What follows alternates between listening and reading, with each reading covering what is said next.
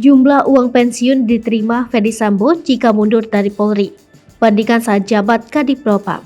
Mantan Kadipropam Polri, Irjen Ferdy Sambo, telah mengajukan surat pengunduran diri sebagai anggota Polri. Surat pengunduran diri Irjen Ferdy Sambo dikirim ke Kapolri Jenderal Listio Sigit Prabowo sebelum sidang kode etik.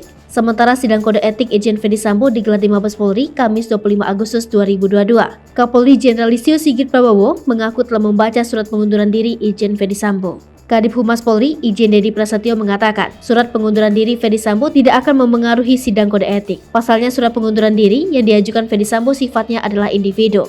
Sementara pengamat kepolisian Bambang Rukminto menyebut, Ferdy Sambo berhak mendapat pensiunan jika Listio Sigit menerima surat pengunduran dirinya. Lantaran keluarnya Ferdy Sambo dari Polri bukan karena pemberhentian dengan tidak hormat. Merujuk pernyataan Bambang, jika surat pengunduran diri Ferdy Sambo diterima, berapa pensiunan yang akan ia dapatkan? Besaran pensiunan Polri sendiri telah diatur dalam Peraturan Pemerintah Nomor 20 Tahun 2019. Diketahui, jabatan Ferdy Sambo saat ini adalah perwira tinggi Polri Jenderal Bintang 2 Inspektur Jenderal.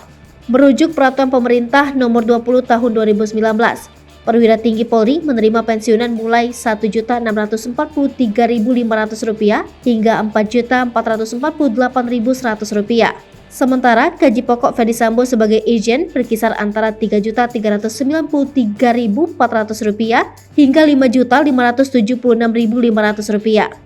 Hal ini sebagaimana sesuai dalam Peraturan Pemerintah Nomor 17 Tahun 2019 tentang perubahan ke-12 atas Peraturan Pemerintah Nomor 29 Tahun 2001 tentang Peraturan Gaji Anggota Kepolisian Negara Republik Indonesia. Selain gaji pokok, Ferdy Sambo sebagai anggota Polri juga menerima tunjangan kinerja sesuai Peraturan Presiden Nomor 103 Tahun 2018.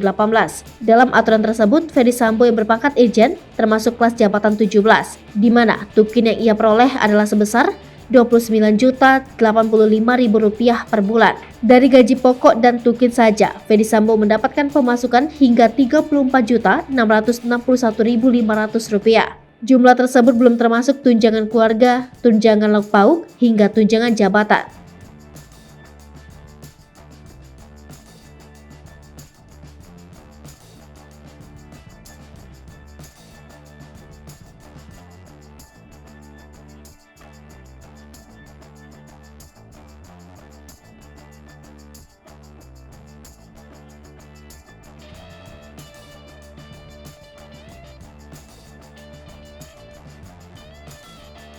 Hai pemirsa Sri Popo TV, jangan lupa komen, like, dan subscribe, serta tonton terus berita-berita terupdate lainnya ya.